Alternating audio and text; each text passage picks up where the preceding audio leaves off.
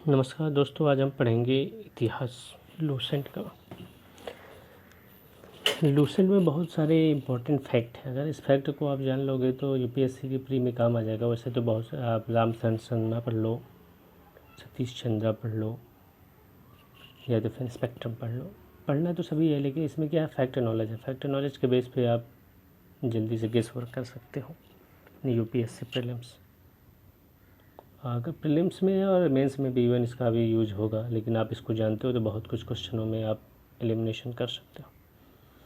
तो टाइम ना गवाते हुए मैं इसको पढ़ता हूँ, आप इसको बस एक बार सुन लेना। सुनने से आपको, अगर ने पिछली पढ़ाई की है तो आप जल्दी से चीज़ों को पकड़ लोगे। भारत का इतिहास उत्तर में हिमालय से लेकर दक्षिण में समुद्र तक फैलाए उपमहाद्वीप भारतवर्ष के नाम से जाना जाता है। जैसे महाकाव्य या पुराणों में भारतवर्ष अर्थात भारत का देश तथा यहाँ के निवासियों को भारतीय अर्थात भारत का संतान कहा जाता है। यूनानियों ने भारत को इंडिया तथा मध्यकालीन मुस्लिम इतिहासकारों ने हिंद तथा हिंदुस्तान के नाम से संबोधित किया है। भारतीय इतिहास को अध्ययन की सुविधा के लिए 3 भागों में बांटा गया है: प्राचीन, मध्य और आधुनिक। प्राचीन एंशिएंट हिस्ट्री पढ़ते हैं जो प्राचीन भारतीय इतिहास के स्रोत क्या क्या हैं। प्राचीन भारतीय इतिहास के विषय में जानकारी मुख्यतः 4 स्रोतों से प्राप्त होती है: धर्म ग्रंथ, ऐतिहासिक ग्रंथ, विदेशियों का विवरण, पुरातत्व संबंधी साक्ष्य। धर्म ग्रंथ एवं ऐतिहासिक ग्रंथ से मिलने वाली महत्वपूर्ण जानकारी। भारत का सर्वप्राचीन धर्म ग्रंथ वेद है, जिसका संकल्प कर्ता महर्षि कृष्ण द्वैपायन वेद व्यास को माना जाता है। वेद 4 हैं: एक ऋग्वेद, यजुर्वेद, सामवेद, अथर्ववेद, ऋग्वेद। ऋचाओं के क्रमबद्ध ज्ञान के संग्रह को ऋग्वेद कहा जाता है। इसमें 10 मंडल हैं, 1028 सूक्त, बालखिल्य पाठ के 11 सूक्तों सहित एवं 10,462 ऋचाएँ। इस वेद की ऋचाओं को पढ़ने वाले ऋषि को हातु कहा जाता है। होतु। इस वेद से आर्य की राजनीतिक प्रणाली एवं इतिहास के बारे में जानकारी मिलती है। विश्वामित्र द्वारा रचित ऋग्वेद के 3रे मंडल में सूर्य देवता सावित्री की समर्पित समृद्ध गायत्री मंत्र है। इसके 9वें मंडल में देवता सोम का उल्लेख है। इसके 8वें मंडल में हस्तलिखित ऋचाओं का खिल कहा जाता है, मतलब हस्तलिखित ऋचाओं को खिल। अब इसमें ध्यान दो कि खिल कभी भी यूपीएससी में पूछ सकता है कि खिल किसको कहते हैं, तो इतना पता होना चाहिए। चतुस्वर्ण समाज की कल्पना को आदि स्रोत ऋग्वेद के 10वें मंडल में वर्णित पुरुष सूक्त है, जिनके अनुसार 4 वर्ण ब्राह्मण, क्षत्रिय, वैश्य तथा शूद्र आदि पुरुष ब्रह्मा की क्रमशः मुख, भुजाओं, जांघाओं और चरणों से उत्पन्न हुए हैं। धर्मसूत्र 4 प्रमुख जातियों की स्थितियां, व्यवसायों, दायित्वों, कर्तव्यों तथा विशेषाधिकार स्पष्ट विभेद करता है।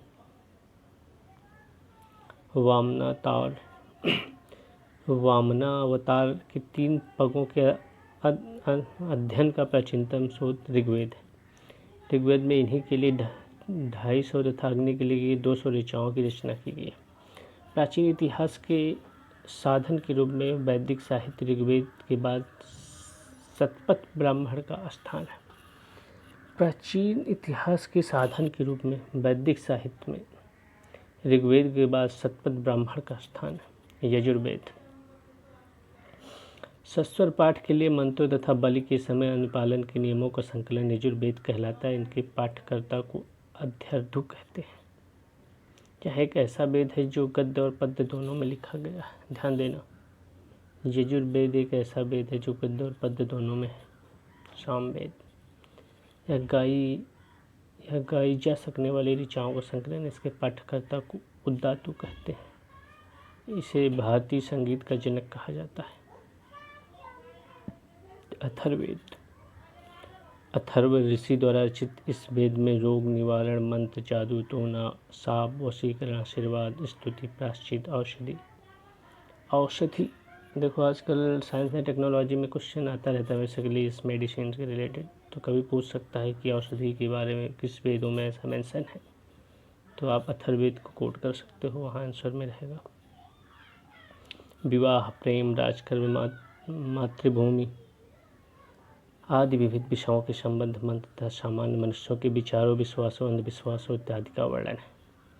इसमें सभ्या एवं समिति को प्रजापति की 2 पुत्रियां कहा गया। सभा एवं समिति को प्रजापति की 2 पुत्रियां कहा गया है। सबसे प्राचीन वेद ऋग्वेद एवं सबसे बाद का वेद अथर्ववेद है। वेदों को भली बात समझने के लिए 6 वेदांगों की रचना हुई। शिक्षा, ज्योतिष, कल्प, व्याकरण, निरुक्त तथा छंद। भारतीय ऐतिहासिक कथाओं का सबसे अच्छा क्रमबद्ध विवरण पुराणों में मिलता है।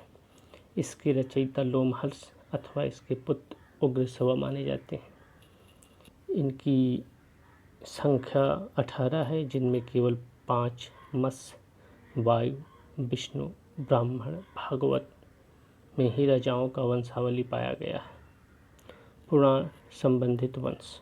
विष्णु पुराण मौर्य वंश से संबंधित है। मत्स्य पुराण आदि सातवाहन वंश से। वायु पुराण गुप्त वंश। विष्णु मौर्य, मत्स्य सातवाहन, वायु गुप्त। पुराणों में मत्स्यगुप्त सबसे प्राचीन एवं प्रामाणिक है। अधिकतर पुराण सरल संस्कृत श्लोक में लिखे गए हैं। स्त्रियों तथा शुद्ध जिनकी वेद पढ़ने की अनुमति नहीं थी। देखना कभी यूपीएससी के प्री में क्वेश्चन रख देगा कि वेद पढ़ने के लिए स्त्रियों और शुद्धों की अनुमति थी, तो स्पेसिफिकली इसमें देख लो इसमें नहीं थी। भी पुराण सुन सकते थे।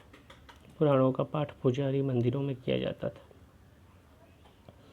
स्मृति ग्रंथों में सबसे प्राचीन और प्रामाणिक मनुस्मृति मानी जाती है। सबसे पुरानी प्राचीन प्रामाणिक मनुस्मृति मानी जाती है। यह शुंग वंश काल का मानक ग्रंथ है। शुंग वंश का ये भी क्वेश्चन बन सकता है कि मनुस्मृति किस वंश काल से संबंधित है, तो शुंग वंश। नारद स्मृति गुप्त वंश के विषय में जानकारी प्रदान करता है। जातक में बुद्ध के पूर्व जन्म की कहानी वर्णित है। हीनयान का प्रमुख ग्रंथ कथा वस्तु है, जिसमें महात्मा बुद्ध के जीवन चरित्र अनेक कथानकों का वर्णित है। इसमें ध्यान देना है। जातक के बुद्ध के पूर्व जन्म की कहानी वर्णित है। हीनयान का प्रमुख ग्रंथ कथा वस्तु है, जिसमें महात्मा बुद्ध के जीवन चरित्र और उनके कथानकों के साथ वर्णित है।